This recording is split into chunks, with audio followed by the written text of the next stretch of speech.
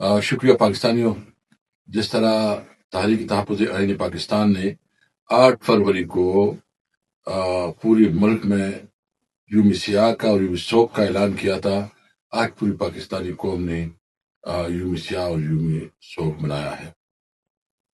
خیبر پختونخوا سے لے کے کراچی تک، کراچی سے لے کے پنجاب کے لاہور اور بلوچستان تک، ہر جگہ یہ آواز اٹھی ہے کہ یہ حکومت ناجائز حکومت ہے، یہ 547 کی پیداوار ہے، اس کے پاس عوام مینڈیٹ نہیں ہے اور عوام کے مینڈیٹ پہ ڈاکہ ڈالا گیا ہے، عوام کی ووٹ کی چوری ہو گئی ہے اور ہمیں کسی طور پر اس قسم کی الیکشن نامنظور ہے، اس قسم کی حکومت نامنظور ہے اور اس قسم کی پارلیمنٹ نامنظور ہے.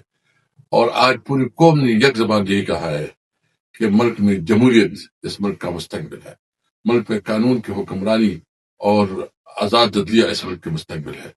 حکمرانوں کو سمجھنا چاہیے کہ کیا وہ کس طرح پاکستان چاہتے ہیں.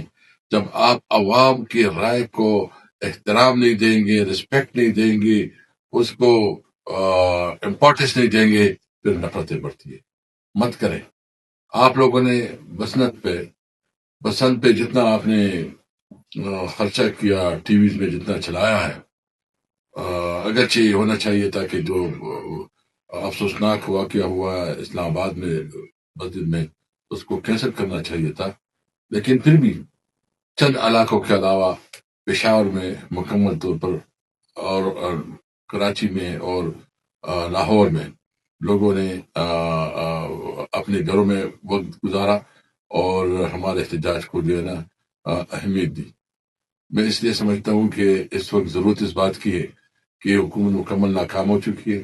امن و امان کا مسئلہ ان کے ہاتھ سے نکلتا جا رہا ہے، بلکہ نکلا ہوا ہے، اور پوری ملک میں بلوچستان ہو، خیبر پختونخوا کے سیٹل ایریا ہو اور یا ٹرائبل بیلٹ ہو، ادھر بھی سیریس انسرجنسی کے مسائل ہیں.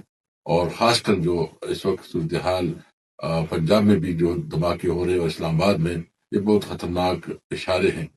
حکومت جو ہے نا پاس عوام کی مینڈیٹ نہیں ہے، عوام کی تائید نہیں ہے. جب عوام کی تائید نہیں ہوتی تو پھر اس قسم کے حالات ہوتے ہیں اور معاشی طور پر بھی ملک مکمل طور پر ناکام ہے.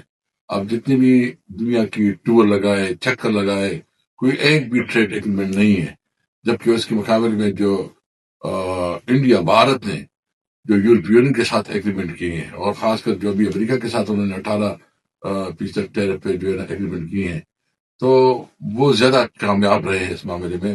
ہمیں اپنی پالیسی پہ نظر ثانی رکھنی چاہیے.